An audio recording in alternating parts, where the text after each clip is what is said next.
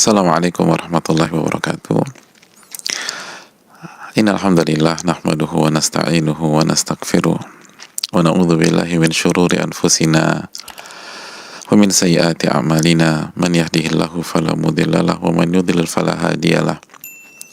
Asyhadu an la ilaha illallah wahdahu la syarikalah wa asyhadu anna Muhammadan abduhu wa rasuluh. Ya ayyuhalladzina amanu taqullaha haqqa tuqatih wa la tamutunna illa wa antum muslimun. Ya ayuhan nasu taqu rabbakumul ladzi khalaqakum min nafsin wahidah wa khalaqa minha zawjaha wa batha minhuma rijalan katsiran wa nisaa'a wattaqullaha alladzi tasaaluna bihi wal arham innallaha kana 'alaikum raqiba. Ya ayyuhalladzina amanu taqullaha wa qulu qawlan sadida yuslih lakum a'malakum wa yaghfir lakum dhunubakum wa man yuti'illah wa rasulahu faqad faza fawzan 'azima. Amma ba'du, saudaraku yang semoga Allah muliakan, Allah berkahi, dan Allah berikan taufik untuk selalu bersyukur. Dan bagi yang sedang sakit, semoga Allah berikan taufik untuk bersabar, lalu ridho terhadap takdirnya, dan semoga Allah subhanahu wa ta'ala menyembuhkan dan memberikan kesehatannya kembali, amin ya rabbal alamin.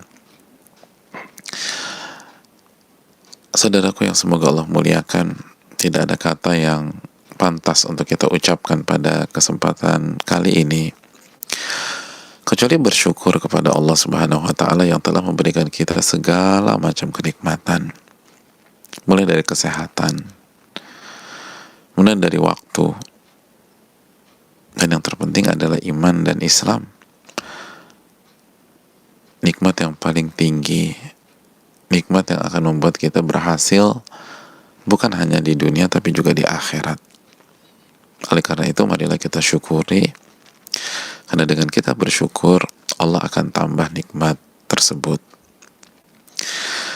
Selanjutnya, salawat dan salam semoga senantiasa tertuju kepada junjungan kita, uswah hasanah kita, Nabi kita Muhammadin sallallahu alaihi wasallam beserta para keluarga, para sahabat, dan orang-orang yang istiqomah berjalan di bawah naungan sunnah beliau sampai hari kiamat kelak.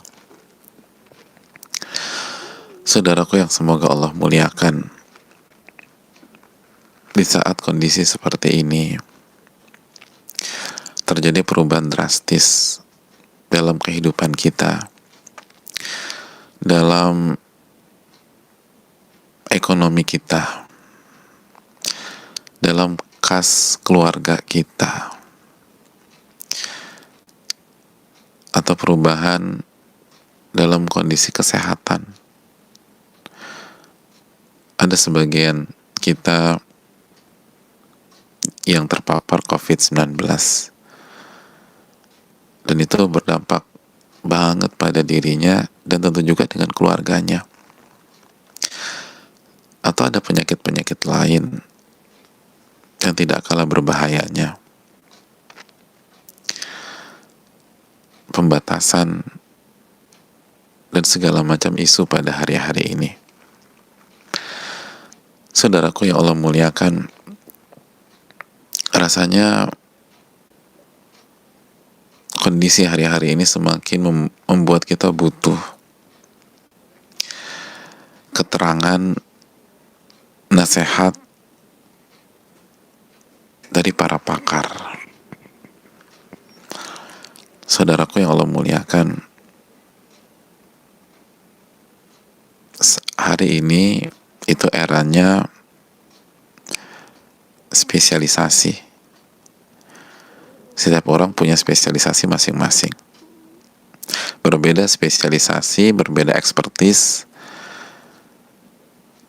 maka sosok yang berbicara pun berbeda.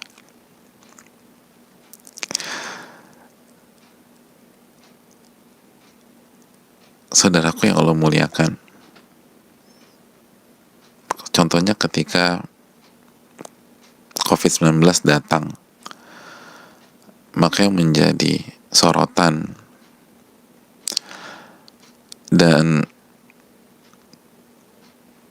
yang berada di garda depan adalah orang yang spesialisasinya kedokteran, khususnya paru misalnya. Mereka lah yang dimintai keterangan oleh masyarakat.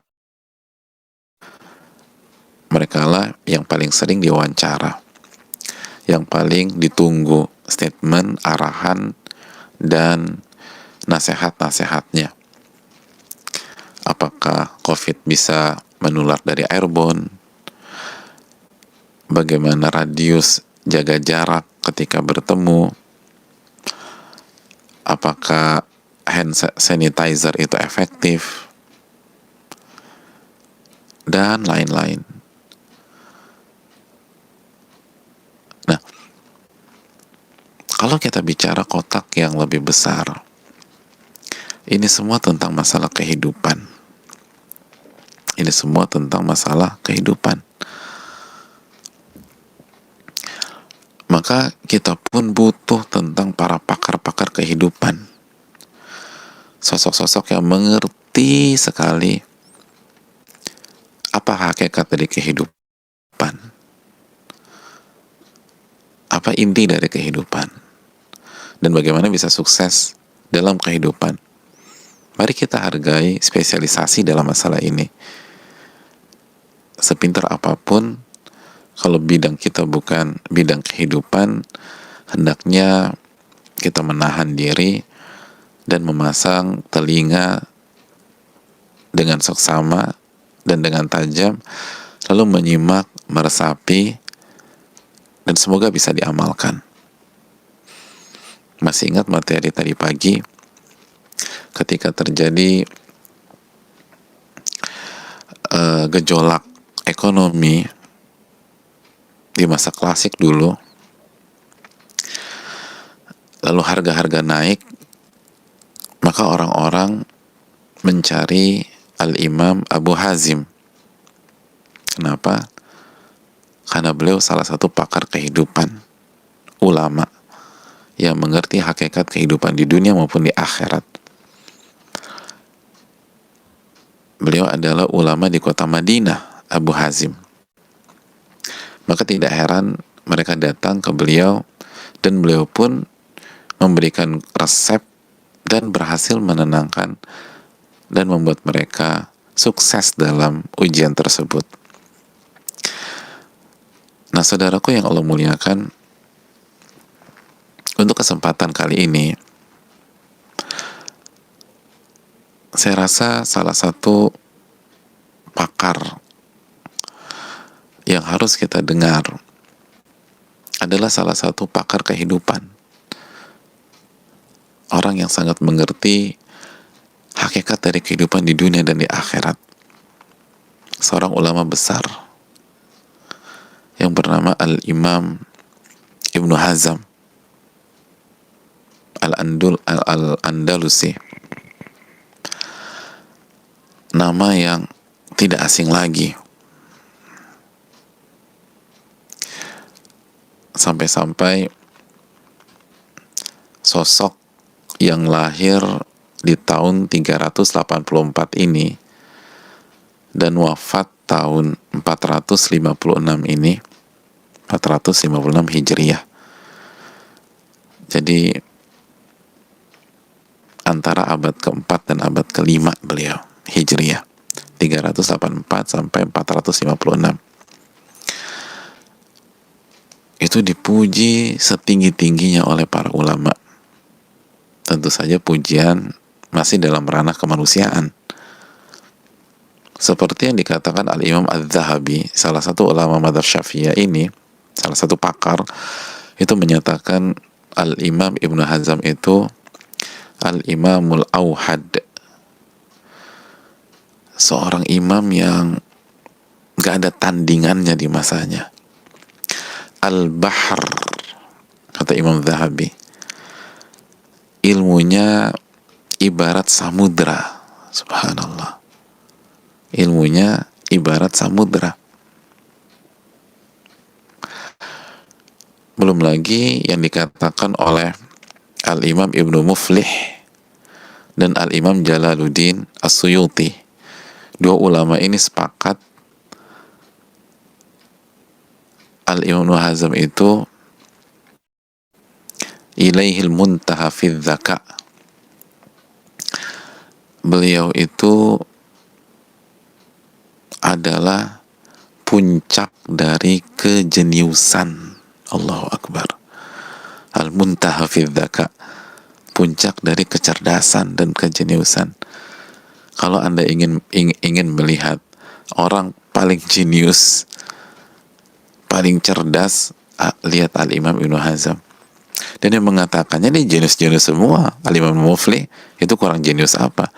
Al-Imam Suyuti itu kurang jenius apa? Jadi para pakar yang bilang ini sosok, ini puncaknya kejeniusan. Oke, mungkin kita S2 luar negeri, tapi apakah kita dinobatkan sebagai orang yang punya kejeniusan level puncak? Apakah kita orang paling cerdas pada hari ini? Saya rasa tidak. Kita profesor, tapi apakah kecerdasan kita puncak kecerdasan? Saya rasa kita harus berpikir ulang. Tapi bukan beliau yang mengklaim, tapi ulama-ulama yang cerdas-cerdas juga yang mengatakan al-muntaha fi dzaka. Dan yang menariknya, beliau adalah orang yang sangat zuhud, kata para ulama, dan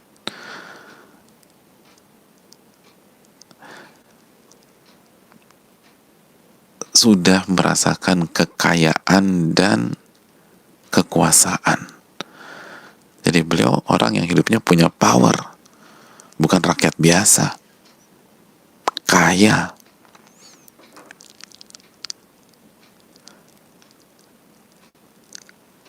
Dan ini penting. Jadi kesimpulan beliau itu perlu kita pertimbangkan, karena ini kejeniusan digabungkan dengan pengalaman hidup, digabungkan dengan berada di atas, di kekuasaan, dan sudah merasakan kekayaan. Komplit. Cerdas ya, kaya ya, kekuasaan ya. Beliau kan wazir, pernah jadi menteri. Oleh karena itu hadirin yang Allah muliakan, mari kita simak apa yang beliau katakan tentang kehidupan. Dan nasihat beliau ini cocok banget untuk hari-hari ini, di saat kita lagi goyang. Cocok bagi yang sedang sakit, cocok yang keluarganya sedang sakit, bahkan kepala rumah tangganya sedang sakit, atau tulang punggung ekonomi keluarganya sedang diisolasi mungkin, atau yang baru saja kehilangan, atau sakit-sakit yang lain, atau yang sedang dirumahkan. Dan begitu ini berakhir, dia harus cari pekerjaan lain. Atau memang sedang di rumah, tapi usahanya nggak menentu, nggak jelas. Bagi yang pas-pasan saat ini dan bingung minggu depan atau 3 hari nanti saya makan apa, mari kita simak agar kita tidak salah langkah, agar kita tidak perlu menggalaukan sesuatu yang tidak perlu digalaukan. Jadi jangan sampai kita galau sesuatu yang tidak perlu digalaukan. Jangan sampai kita stres terhadap sesuatu yang sebenarnya tidak perlu distresi. Mari kita simak apa yang dikatakan oleh Al-Imam Ibnu Hazm rahimahullah. Beliau mengatakan tentang kehidupan, wa innama akala man akal. Sesungguhnya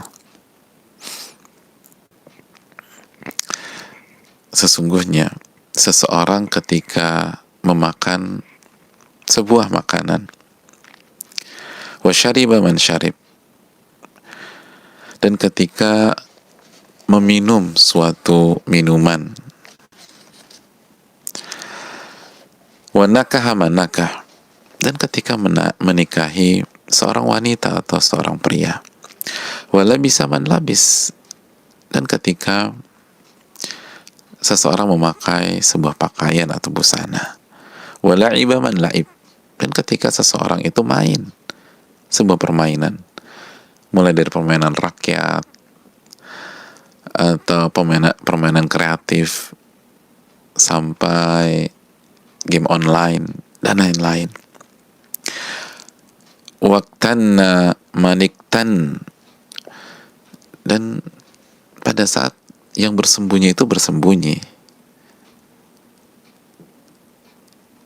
Jadi ada mengurung diri, ada yang menghindar. Warakiba man rakib, dan ketika berjalannya seseorang berjalan. Jadi ketika seseorang itu melakukan perjalanan dengan menaiki kendaraan. Wa masya man masya, wa tawadda'a man tawadda'a, dan ketika seseorang itu berjalan atau pergi ke tempat lain. Untuk apa sih mereka lakukan itu semua? Sekali lagi, untuk apa mereka melakukan itu semua? Itu poinnya. Jadi kalau kita ulang ucapan beliau, saya bacakan langsung kata demi katanya, karena ucapan ulama-ulama besar seperti sayang untuk kita lewatkan atau kita riwayatkan dengan makna. Jadi untuk apa sih seseorang itu makan? Gitu. Seseorang itu makan itu untuk apa sih? Maka ketika kita suka, misalnya kesukaan kita sop buntut goreng, untuk apa sih kita makan sop buntut goreng? Ketika kita makan ayam bakar, nah waktu kita makan ayam bakar tujuannya apa sih gitu loh. Ketika kita kesukaannya jeruk murni, nah kenapa sih kita minum jeruk murni gitu loh. Kita sukanya gado-gado, nah untuk apa sih? Kenapa tuh? Lo mau makan apa bro? Gue pengen gado-gado. Kenapa tuh gado-gado yang dipilih gitu loh. Itu kenapa, kata Imam Ibn Hazm. Wanaka manaka, dan kenapa kita menikah dengan seseorang? Kita tertarik dengan seseorang, lalu mencintai seseorang atau mengagumi seseorang, dan kita ingin menikah dengan dia. Kita ingin menikah dengan wanita idaman kita atau pria idaman kita. Kenapa sih Anda pengen nikah dengan dia? Wala bisa man labis, dan kenapa seseorang capek-capek hunting bahan gitu ya, ibu-ibu sampai pergi ke Majestic kalau orang Jakarta, atau ke Tanah Abang, atau ke tempat-tempat bahan yang lain gitu loh. Atau misalnya beli dan pengennya tampil beda gitu loh. Ada yang kalau merah di atas semua merah sampai di bawah. Itu apa sih tujuannya? Tujuannya tuh apa? Sampai demikian. Pengen nyari motif yang beda gitu loh. Milihnya sampai lama. Walaib man laib. Kenapa orang itu main gitu loh. Sekarang orang bisa berjam-jam main game online tuh kenapa? Apa sih yang mereka cari gitu loh. Apa yang mereka cari? Terus ada yang bersembunyi, gak mau tampil. Terus mereka nyari apa sih? Atau ada yang hobinya itu rokib man rokib, koleksi mobil. Orang udah pakai mobil keluaran 2020, 2019, dia tetap dengan mobil-mobil antiknya, mobil-mobil kunonya. Atau ada orang yang memang hobinya naik mobil yang sangat nyaman yang dikeluarkan oleh pabrikan-pabrikan Eropa. Atau justru dia naik mobil supercar yang sebenarnya lebih bising daripada harga mobil kita yang standar gitu. Lebih bising, lebih ribet kalau ketemu polisi yang lagi tidur dan seterusnya. Kenapa sih mereka naik mobil itu? Atau mungkin touring. yang suka motor misalnya gitu, kenapa orang tuh hobi banget naik Vespa atau naik motor gede gitu loh, itu kenapa? Ada yang suka jalan, suka lari gitu loh, suka Iron Man gitu kan kalau sekarang. Jadi kenapa sih mereka gitu? Ada yang suka sepeda, nah ini lagi in gitu loh, gitu loh. Mau yang sepeda keluaran Inggris yang itu dan yang lain sebagainya. Jadi kenapa? Ada apa itu semua? Nah menariknya ternyata dari semua kotak-kotak itu, kata Imam Ibnu Hazm, dan ingat beliau pakar kehidupan, ini yang sebentar lagi menjelaskan, sekali lagi adalah sosok yang kejeniusannya mencapai puncak kejeniusan, kata Imam Ibnu Muflih, digabung dengan ilmu agama yang kuat. Ini hafidhon gitu loh, faqih, pakar fikih, lalu sangat kuat dalam ilmu hadis dan sudah merasakan kekayaan dan kekuasaan dan zuhud. Nah, apa tujuan itu semua? Lihat an anfusihim ham adda di hadhil af'al wasairul humum. Tujuan mereka semua melakukan itu untuk mengusir kesedihan yang lahir kalau mereka tidak mengerjakan hal-hal tersebut, atau kesedihan-kesedihan yang lain. Iya, mengusir kesedihan, atau dalam bahasa yang lain, mencari kebahagiaan dan ketenangan. Karena itu lawan dari kesedihan, kebahagiaan, dan ketenangan. Jadi ternyata semua yang dilakukan manusia itu tujuannya agar biar tenang, biar bahagia, dan biar gak sedih. Subhanallah. Dan ini ijma' seluruh manusia, kata Ibnu Hazm rahimahullah. Jadi bukan hanya ijma' ulama, ijma' manusia. Beliau katakan, alladhi huwal matlubun nafisul ladhi ittafaqa jami'u naw'il insan. Tujuan ini adalah tujuan yang paling besar, paling mewah, nafis, paling berharga, yang disepakati seluruh jenis etnis manusia. Semuanya sepakat itu. Semua sepakat. Intinya itu nyari ketenangan. Intinya nyari kebahagiaan. Intinya biar gak sedih. Allah. Jadi orang ngejar uang, koleksi mobil mewah, koleksi mobil klasik,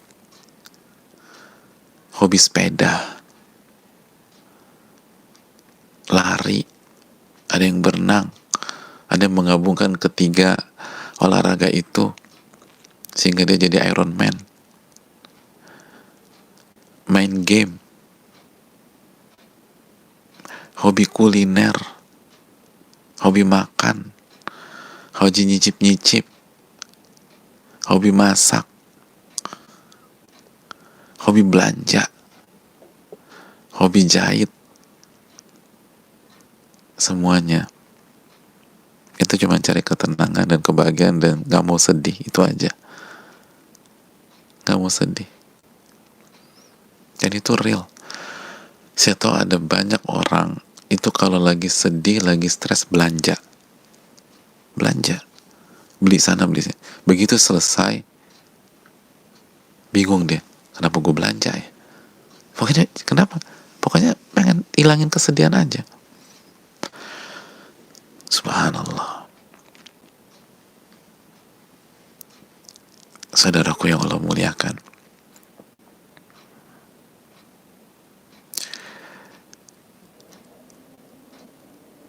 hadirin yang Allah muliakan, jadi ini semua ternyata untuk satu keinginan yang mulia. Untuk satu keinginan yang mulia. Lalu apakah berhasil? Tunggu dulu. Kita lanjutkan. Beliau mengatakan, fa'lam, ketahuilah, annahu matlubun wahid wa huwa tardul ham wa laysa lahu illa tariqun wahid. Ketika kita sepakat semua yang dikerjain manusia sampai lupa pulang, lupa tidur, lupa ngapa-ngapain, nah itu kan orang kalau main game lupa semuanya. Orang tuh kalau udah olahraga segala macam tuh lupa semuanya. Orang kalau udah hobi makan gitu, hobi belanja, lupa udah. Ibu-ibu kan kalau belanja lupa suaminya, anaknya belum pada makan tuh lupa. Oh iya, belum pada makan, udah makan dulu, cari food court gitu. Sama kayak bapak-bapak kalau bicara mobil, udah nonton bola, udah lupa semuanya deh. Nah, kata Al-Imam Ibnu Hazm, ini penting.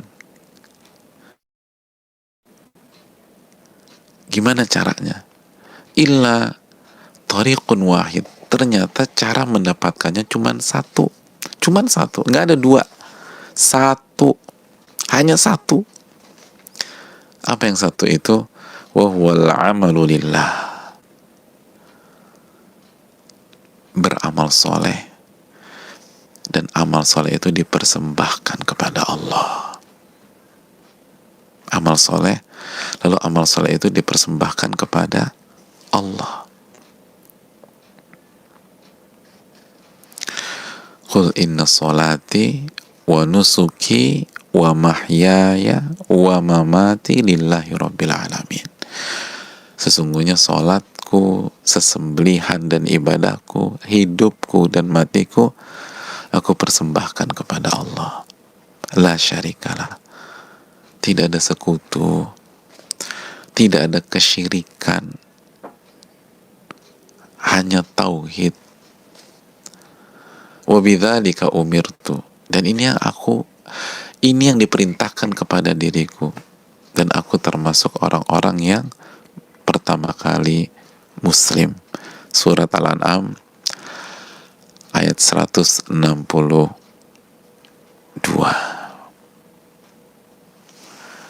162 dan 163. Fama ada hadza fadlalun wa sukhaf. Beliau agak tajam setelah itu. Kata beliau, adapun selain ini maka itu salah jalan. Masya Allah, salah jalan. Walaupun banyak penggemarnya, walaupun banyak yang menggandrunginya, itu salah jalan. Saudaraku yang Allah muliakan,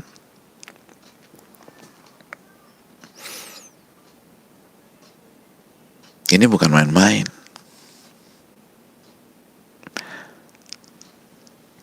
Jangan cepat-cepat tidak setuju dengan beliau.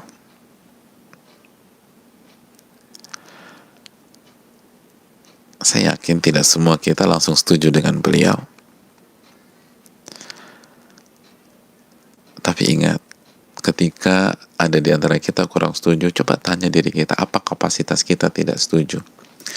Sebagaimana ketika ada seorang dokter pakar nomor 1 di dunia, dokter paru nomor 1 di dunia, bicara tentang COVID-19,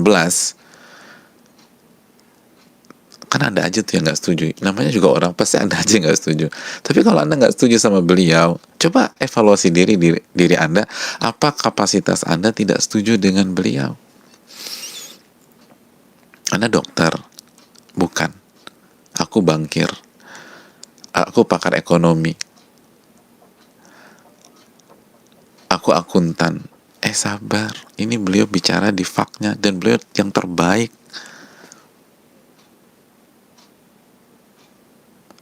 Beliau yang terbaik.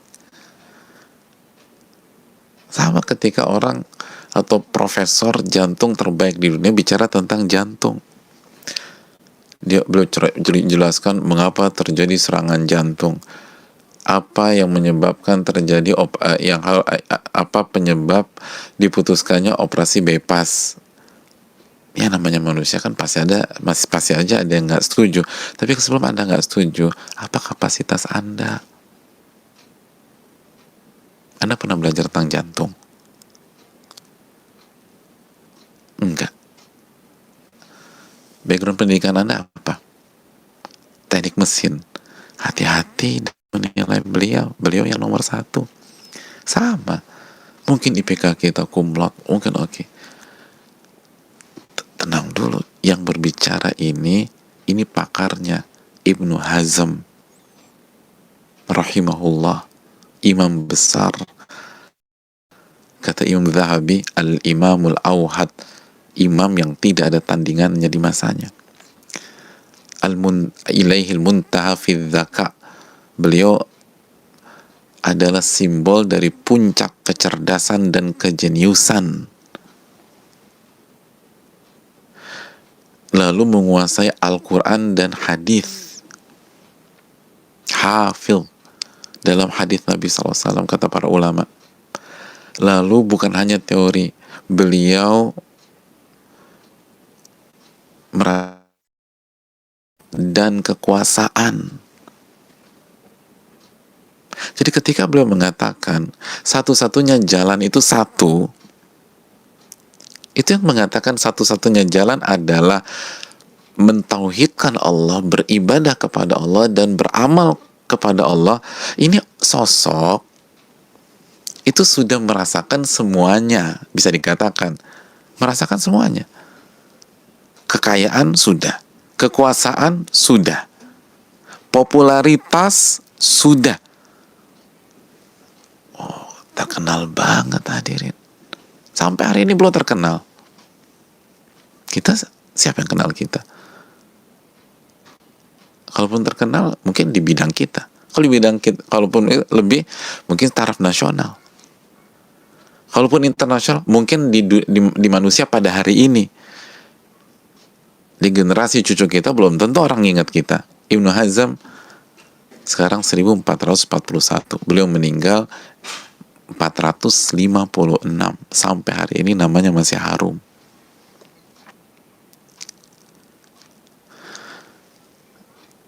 Beliau bicara di bidangnya. Beliau nggak bicara tentang teknik mesin. Beliau tidak bicara tentang kerangka bangunan. Beliau nggak bicara tentang teknik sipil. Beliau nggak bicara tentang bedah gigi.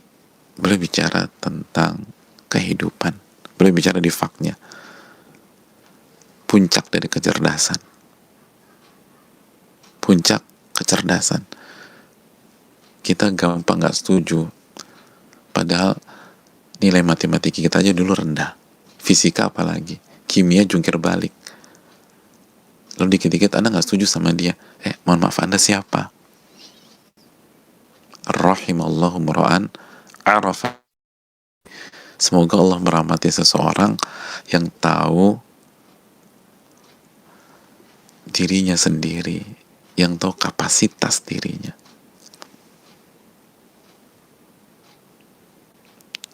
Puncak kecerdasan dan kejeniusan, menguasai Al-Quran dan hadis, berbicara di faknya, bicara tentang ilmu kehidupan. Beliau nggak loncat, nggak offside. Lalu yang berikutnya, beliau sudah merasakan pahit getir kehidupan. Beliau kaya. Beliau berkuasa. Dan beliau terkenal dan populer. Ini kesimpulannya. Jarang ada orang full package seperti beliau. Ini paket lengkap.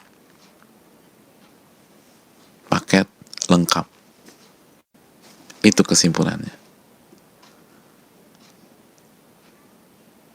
Kalau mau tenang, beribadah kepada Allah. Maka Makanya saudaraku yang Allah muliakan, ini penting. Karena kalau ternyata ketenangan, kebahagiaan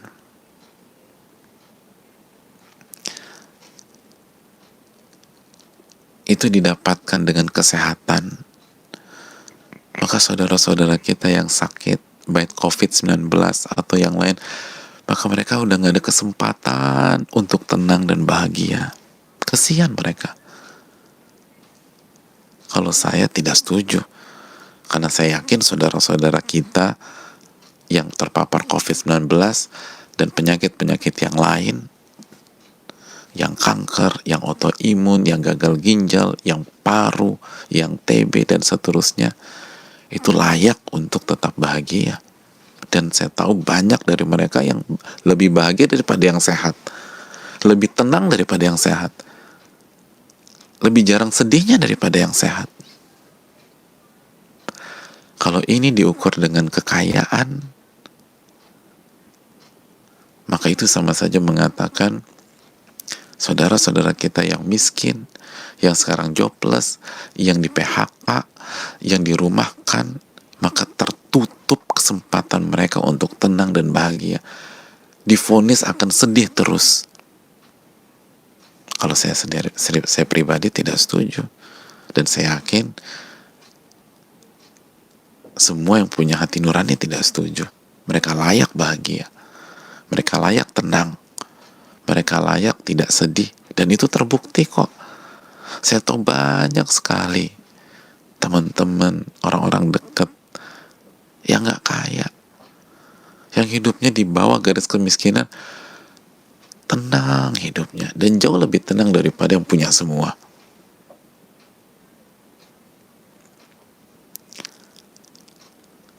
Intinya amal soleh, ibadah kepada Allah.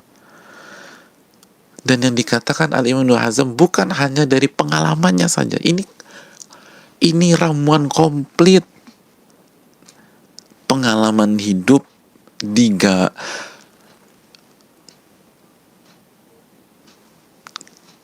lahir dari Al-Quran dan Sunnah Nabi Sallallahu Alaihi Wasallam. Allah berfirman, "Man amila salihan min dzakarin aw untha wa huwa mu'min falanuhyiyannahu hayatan thayyibah." Barang siapa yang beriman, barang siapa yang beramal. Lihat, Ibnu Hazm bilang beramal kan. Ini barang siapa yang beramal. Barang siapa yang beramal, baik laki-laki maupun wanita, dan dia beriman pada saat dia beramal, berarti amalnya untuk Allah, iman kepada Allah, mentauhidkan Allah. Falanuhyiyannahu hayatan thayyibah. Kami akan anugerahkan kehidupan yang baik, kehidupan yang bahagia untuk mereka. Surat An-Nahl ayat 97.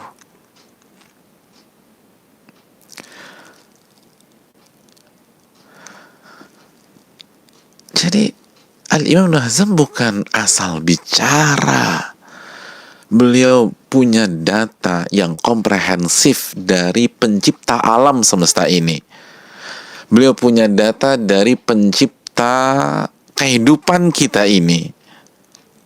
Beliau punya data dari pencipta kekayaan, pencipta kemiskinan, pencipta kondisi normal, dan pencipta kondisi pandemi, dan seluruhnya ini datanya Al-Imam Ibnu Hazm, dan beliau telah buktikan sendiri dengan perjalanan kehidupannya. Itu belum ditambah perenungan yang dalam dari puncak kecerdasan seorang anak manusia. Semuanya itu bergabung, hasilnya ini. Dan itu real.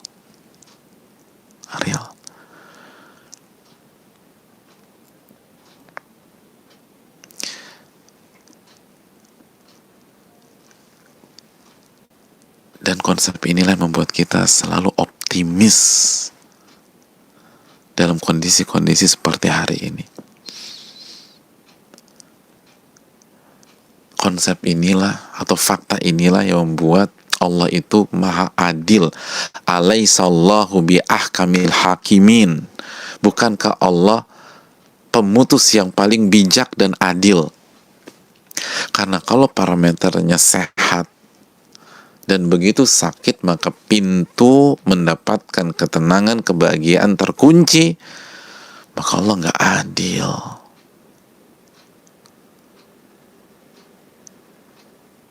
Kenapa demikian?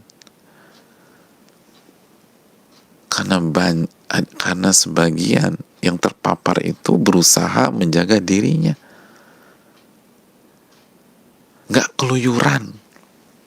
Bahkan sebagainya dokter terpapar di saat menjalani tugasnya mengobati pasien. Niatnya baik, yang dilakukan sebuah pengabdian dan kebaikan, mengobati pasien, dan bidangnya nggak ada kaitannya dengan COVID-19 misalnya. Datang pasien karena nggak ada hubungannya, Pak dokter atau Bu dokter ini nggak pakai APD komplit, nggak pakai APD lengkap, ketemulah sama si pasien, ternyata pasiennya terpapar atau karier, kena lah sang dokter, jatuh sakit. Di waktu yang sama ada banyak orang yang meremehkan, yang keluyuran, yang masih nongkrong-nongkrong, yang nganggap remeh, yang ketika dinasihatin dia bilang nyawa-nyawa gua, sampai hari ini nggak kena-kena. Sampai hari ini kalau dites swab negatif. Makanya wajar banyak orang mengatakan Tuhan tidak adil, Allah nggak adil. Kenapa mereka, bukan wajar apa-apa, kenapa mereka mengatakan demikian? Karena mereka tidak mengerti faktanya. Mereka pikir kesuksesan atau keberuntungan itu kalau sembuh atau kalau sehat, dan kalau sakit maka harus duduk di kursi pesakitan. Itu asumsi, bukan fakta. Orang yang mengerti kehidupan nggak bilang demikian. Ibnu Hazm nggak bawa-bawa kekuasaan beliau, padahal beliau punya kekuasaan di zamannya. Al-Imam Ibnu Hazm nggak bawa-bawa kekayaannya, padahal bisa aja beliau bilang gitu. Satu-satunya cara kekayaan. Kenapa? Karena saya kaya. Jadi bagi saudara-saudaraku yang dirumahkan, yang di PHK, yang omset turun, yang bingung mau ngapain, yang harus keluar rumah karena nafkahnya adalah upah harian, itu pun benar-benar terjun bebas hari ini. Kesempatan engkau untuk bisa sukses sama dengan orang-orang yang kalau buka saldonya masih ada 9 digit tabungannya. Kenapa? Karena tolak ukurnya bukan itu. Tolak ukurnya adalah beramal soleh, doa, ibadah, beriman kepada Allah. Itulah lagi-lagi kita ingat materi sebelumnya, ala inna awliya Allah la khaufun alaihim walahum yahzanun alladzina amanu wa kanu yattaqun. Kemarin kita belajari, sesungguhnya wali Allah tidak ada rasa takut dan tidak ada rasa sedih. Siapa mereka? Orang-orang yang beriman dan bertakwa kepada Allah. Beriman dan bertakwa kepada Allah.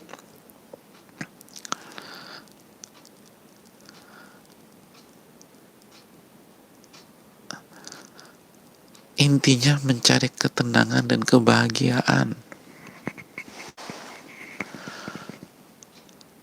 Intinya bukan sehat, kaya, berada di atas. Enggak.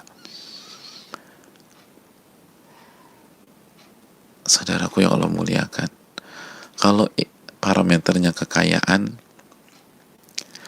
maka Qarun lebih bahagia, lebih tenang, dan lebih sukses daripada Nabi Musa. Dan semua kita nggak setuju itu. Kalau parameternya intinya adalah kekuasaan, maka Fir'aun lebih tinggi, lebih bahagia, lebih tenang daripada Nabi Musa. Namrud lebih bahagia, lebih tenang daripada Nabi Ibrahim. Ada yang setuju itu? Gak ada. Gak ada yang setuju itu. Gak ada yang setuju itu. Bahkan non-muslim pun gak setuju. Karena kita tahu Nabi Ibrahim adalah nabinya Nasrani dan Yahudi.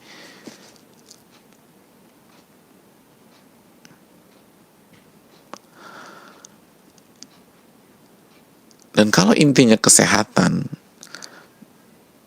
maka kita yang gak pernah sakit, kita yang gaya hidupnya bagus, yang workoutnya oke, makanannya bergizi, jaga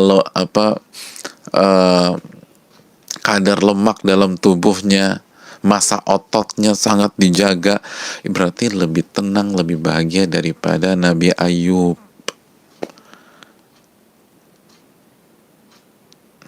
Dan semua setuju Nabi Ayub lebih tenang, lebih bahagia daripada mereka. Padahal Nabi Ayub sakit-sakitan dan parah sakitnya. Inilah yang mengangkat lagi optimisme kita. Kalau gitu apa alasan kita stres ketika nggak punya uang? Karena bukan itu parameternya. Kan kalau kita usut terus, oke, kenapa orang cari uang? Salah satunya kan untuk menenangkan hatinya di hari esok atau di masa yang akan datang. Setelah dia makan atau memenuhi kebutuhan pokoknya hari ini, kan begitu. Jadi bentuk-bentuknya tenang dan bahagia juga, dan gak galau. Bukan itu, bukan. Bilal tuh gak punya uang, saudaraku. Bilal gak punya uang. Wong budak beliau di Mekah sebelum dimerdekakan oleh Abu Bakar As-Siddiq radhiyallahu ta'ala. Bilal budak mana punya uang, tapi beliau bahagia, beliau tenang, beliau gak pernah galau.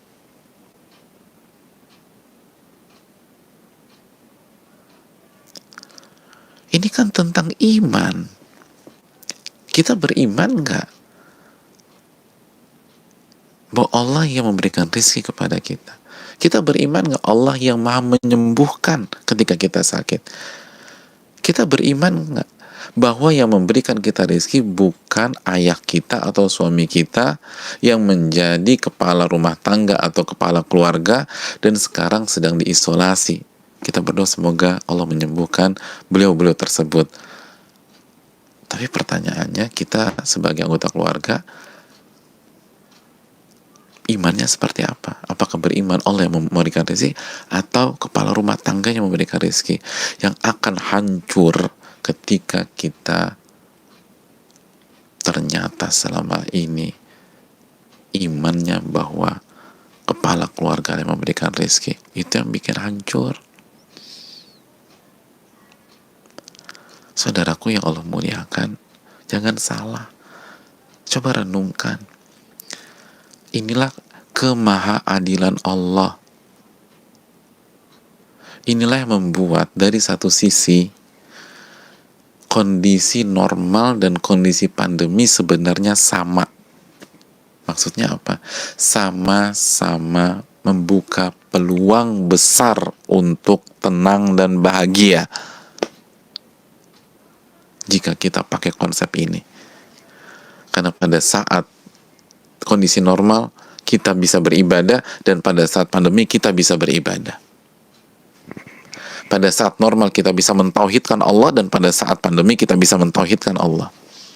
Al-amalu lillah, kata Al-Imam Ibnu Hazm. Beramal hanya kepada Allah. Di saat normal kita bisa bersyukur dengan seluruh fasilitas yang Allah berikan di saat pandemi. Minimum kita bisa bersabar dari ujian yang Allah berikan, dan sabar akan membuat orang tenang.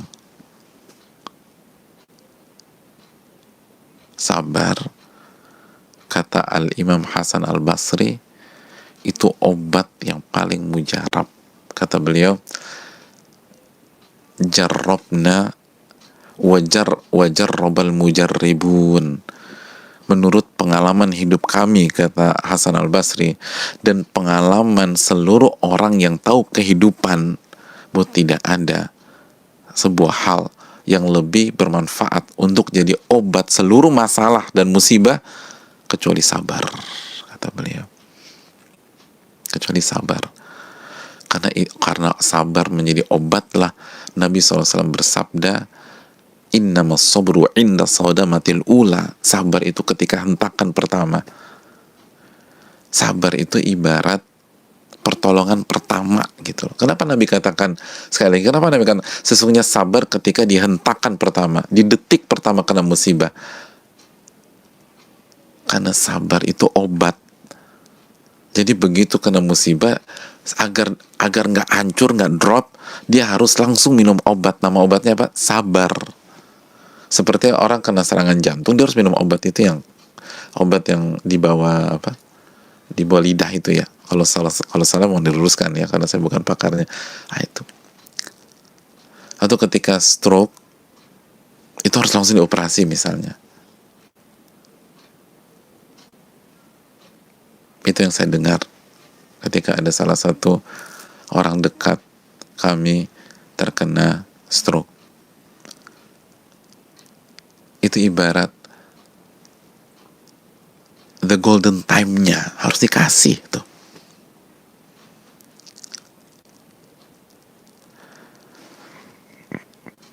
Saudaraku yang Allah muliakan, atau serangan jantung harus pasang ring misalnya. Begitu dapat kesabaran, nyaman, tenang. Allah tolong, innallaha ma'as-sabirin. Allah bersama orang-orang yang sabar. Kalau Anda udah sabar, Allah bersama Anda. Mungkinkah galau hadirin? Ya nggak mungkin lah. Oh, Allah bersama dia. Allah bersama dia. Semua di-cover sama Allah. Jadi satu-satunya adalah dengan beramal kepada Allah Subhanahu wa ta'ala. Coba kembali tenangkan diri kita. Kembali evaluasi. Jangan terbawa hiruk pikuk kekacauan atau kegalauan berita dan isu. Tenangkan dan lebih percayalah kepada Allah dibanding kepada pembawa berita atau berita yang kita nggak tahu siapa narasumbernya itu juga. Dzalikal kitabu la raiba fi hudal lil muttaqin. Kitab ini tidak ada keraguan sama sekali sebagai petunjuk orang-orang yang bertakwa. Dan di antara isi Al-Quran yang kata Allah tidak ada keraguan, yang kata Allah petunjuk bagi orang-orang bertakwa, adalah surat An-Nahl ayat 97 tadi, man amila salihan min dzakarin aw untha wa huwa mu'min falanuhyiyannahu hayatan thayyibah. Barang siapa yang beramal soleh, baik laki-laki maupun wanita, dan dia beriman, lihat, beramal soleh beriman, mau kaya kayak, mau miskin kayak, mau sehat, mau sakit, mau negatif swab, mau positif swab, beriman dan beramal soleh, kami akan berikan kehidupan yang baik dan bahagia. Dan sekali lagi, ini tidak ada kontradiksi dengan kampanye yang dikampanyekan orang-orang baik, yang dikampanyekan para dokter, yang dikampanyekan pemerintah untuk menjaga jarak, untuk melakukan isolasi diri, khususnya kalau kita khawatir jadi carrier atau ada simptom atau memang sudah positif, melakukan social distancing atau physical distancing. Tidak ada kontradiksi, karena kita meyakini itu pun bagian dari amal soleh kepada Allah, karena Allah dan Rasulnya memerintahkan kita untuk melakukan itu. Semoga kita bisa mendapatkan taufik dari Allah. Ini bisa disampaikan. Wassalamualaikum warahmatullahi wabarakatuh. Kita buka beberapa saat untuk sesi tanya jawab. Barang siapa yang bertanya atau mengkoreksi, saya berikan kesempatan. Ya, pertanyaan.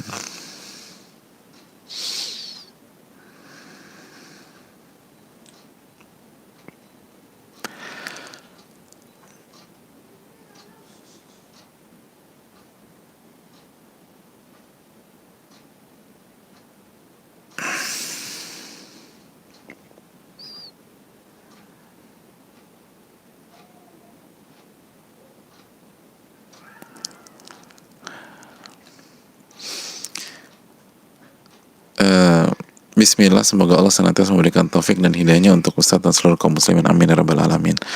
Izin bertanya Ustadz, sebelum ada himbauan dari pemerintah untuk physical distancing atau jaga jarak fisik ya dalam kita bersosial, saya mempunyai jadwal rutin untuk berkunjung ke rumah orang tua. Namun semenjak himbauan tersebut keluar, saya memutuskan untuk sementara tidak berkunjung ke rumah orang tua. Apakah yang saya lakukan salah? Dan sebaiknya apa yang harus saya lakukan ya Ustadz? Jazakallahu khairan, barakallahu fik. Ya, terima kasih atas pertanyaannya. Saudaraku yang Allah muliakan, berkunjung ke orang tua adalah sebuah amal soleh yang sangat tinggi. Birrul walidain, besarnya minta ampun. Itu yang pertama. Dan berkunjung ke rumah orang tua akan jadi pahala jika kita berniat dalam rangka bertakarub kepada Allah Subhanahu wa taala, dalam rangka mendekatkan diri kepada Allah Subhanahu wa taala, bukan karena sebatas kasih sayang anak ke orang tuanya, atau bukan hanya kasih sayang secara hubungan darah sebagaimana sayangnya Abu Thalib tidak bermanfaat, padahal sayang banget sama Nabi kita Sallallahu Alaihi Wasallam.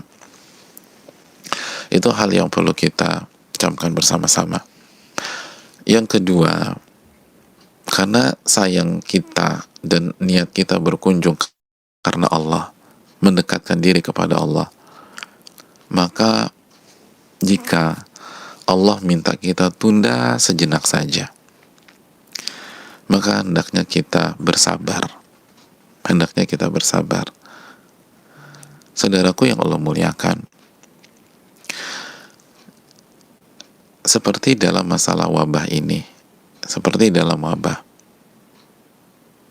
Nabi meminta kita untuk firra minal majadhum firaraka minal asad, menjauhilah dari penderita kusta sebagaimana engkau melarikan diri atau menjauh dari seekor singa. Jadi jangan dekat-dekat, nanti ketularan. Dan kita lakukan bukan paranoid, tapi menjalankan perintah Nabi SAW dalam hadis riwayat Imam Bukhari. Sebagaimana Allah berfirman, wala tulqu biaidikum ila tahluka, janganlah kalian biarkan diri kalian masuk ke dalam kebinasaan, dalam surat Al-Baqarah 195. Dan salah satu hal penting bahwa tujuan himbauan ini adalah agar kita tidak menularkan jika ternyata kita positif yang tidak punya gejala atau tidak punya simptom. Nah, ini yang perlu kita renungkan, khususnya pada hari ini, pada saat misalnya pemerintah tidak, artinya pemerintah belum membuat sebuah kebijakan yang tegas untuk melarang. Ini kan baru pada titik himbauan. Tapi kita harus ngelihat ilatnya apa, maqasidnya tuh apa, maqasidnya apa. Kata Syekh Sulaiman Ar-Ruhaili menukilkan kaidah dalam ilmu usul fikih, jangan ada yang berfatwa sampai menguasai, tahu apa maksud pensyariatan atau maksud sebuah kebijakan.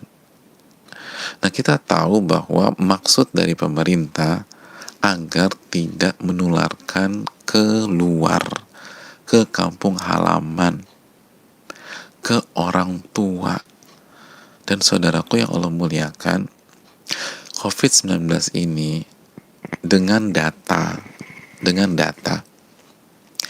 itu sangat rentan kalau terkena orang tua atau orang-orang yang punya penyakit lainnya, khususnya penyakit yang berkaitan dengan paru dan pernapasan.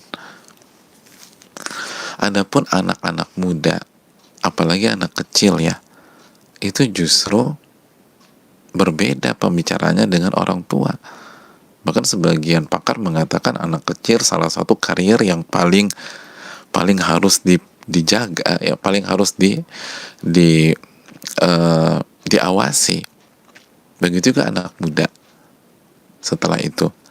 Jadi mungkin kita baik-baik aja, tapi yang jadi masalah kalau kita bawa itu virus ke orang tua kita. Gimana kita bertanggung jawab di hadapan Allah Subhanahu wa Ta'ala? Nabi SAW bersabda, la darar wa la dirar. Tidak boleh memudaratkan diri sendiri dan orang lain. Sekali lagi, tidak boleh memudaratkan diri sendiri dan orang lain. Tidak boleh memudaratkan diri sendiri dan orang lain. Hadis surat Imam Abu Daud. Nah, kalau memudaratkan orang yang kita nggak kenal aja nggak boleh, apalagi dengan dengan hal yang kita lakukan, kita menyebarkan atau memindahkan virus ke orang tua kita. Dan orang tua kita sistem imunnya nggak kayak kita positif tapi fine-fine aja. Mereka sudah lansia, imunnya jauh di bawah. Belum lagi mungkin imannya nggak kuat. Bukan maksud suudzon, tapi kan orang tua kita kan macam-macam. Ada banyak cerita orang tuanya belum sholat, orang tuanya belum dekat sama Allah. Kalau orang tuanya imannya mantap, tauhidnya kuat, tawakalnya masya Allah, itu sangat membackup ketika imunnya turun misalnya. Tapi kalau orang tua kita dua-duanya rapuh, ya hati-hati hadirin sekalian. Oleh karena itu yang perlu kita pertimbangkan. La darar wa la dirar, tidak boleh memudaratkan diri sendiri atau orang lain. Itu benar-benar tolong dijaga. Kan juga ada yang pertanyaan yang belum terjawab, ada yang orang tuanya sakit gitu loh. Nah itu apalagi orang tuanya sakit, ini bukan hanya sebatas berpikir menjenguk, tapi bisa nggak dipastikan kita itu negatif gitu, itu kan susah. Aku udah tes swab Pak Ustadz. Kapan hasilnya? Kemarin.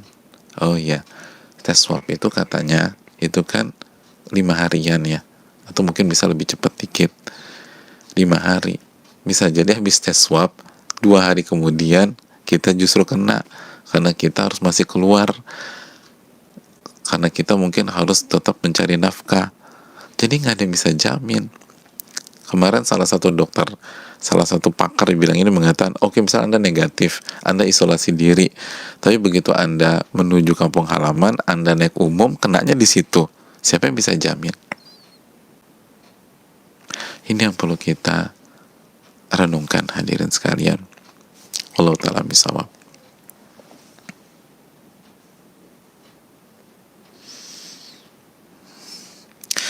Dan coba hubungi orang tua kita, telepon orang tua kita, kirim hadiah buat mereka, kasih pengertian, video call, WA, pokoknya semuanya deh untuk melipur lara mereka. Intinya demikian. Allah telah bisawab.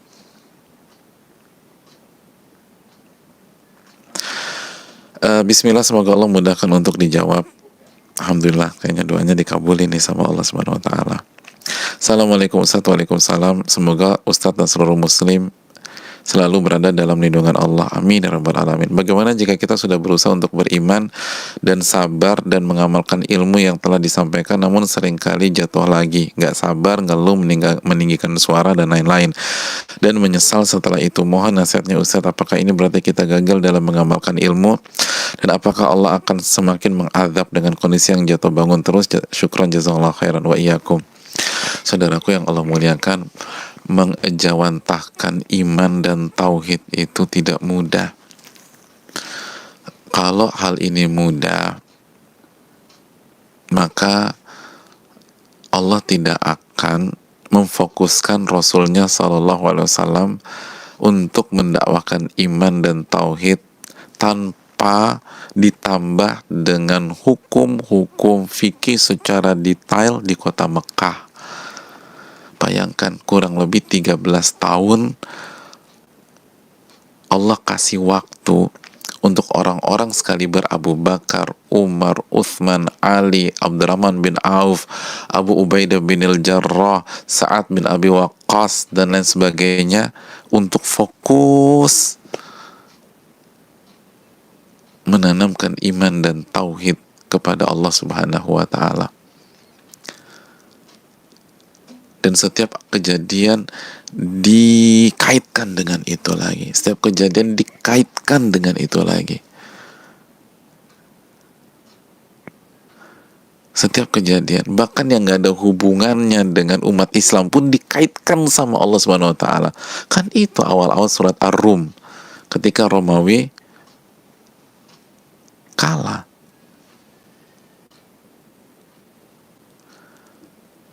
Apa hubungannya sama Romawi kalah? Kan begitu, waktu itu umat Islam juga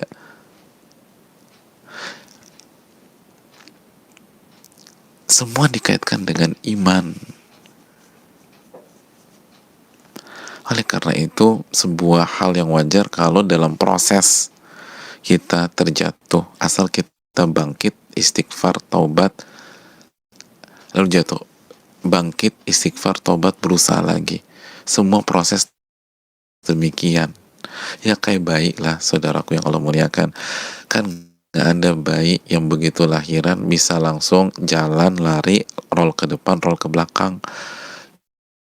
Gimana caranya dia bisa jalan dan lari dengan keseimbangan yang sempurna setelah dia mengalami proses yang jatuh bangun? Jadi proses jatuh bangun memang semuanya, dan kita gak ada selesai-selesainya, termasuk kita-kita yang lebih dulu belajar. Karena Nabi mengatakan kullu bani Adam khata', setiap anak Adam banyak melakukan kesalahan, dan sebaik-baik mereka adalah yang paling banyak bertobat kepada Allah Subhanahu wa Ta'ala. Ya, saya rasa cukup sampai di sini. Terima kasih banyak. Semoga Allah memberikan kita ilmu yang bermanfaat. Doa terus hadirin dan saudaraku. Allahumma inna nas'aluka ilman nafi'an wa na'udzubika min ilmin la yanfa'. Ya Allah, berikanlah kami ilmu yang bermanfaat dan lindungilah kami dari ilmu yang gak bermanfaat. Dan doakan bangsa ini, doakan agar kita semua diberikan kesehatan, keselamatan, karena Nabi yang menyuruh kita untuk meminta keselamatan. Was'alullah al-afiyah, mintalah keselamatan. Dan bagi yang sakit, baik yang COVID-19 atau yang lain, semoga Allah berikan taufik sabar untuk tenang, karena galau, gelisah, dan paranoid, depresi nggak menyelesaikan masalah. Dan insya Allah bisa kok dengan izin Allah Subhanahu wa Ta'ala, dan semoga disembuhkan dalam waktu yang dekat dan cepat dan bisa kembali berinteraksi secara, dan Allah tidak angkat kesempatan ibadah di hari-hari ini. Assalamualaikum warahmatullahi wabarakatuh.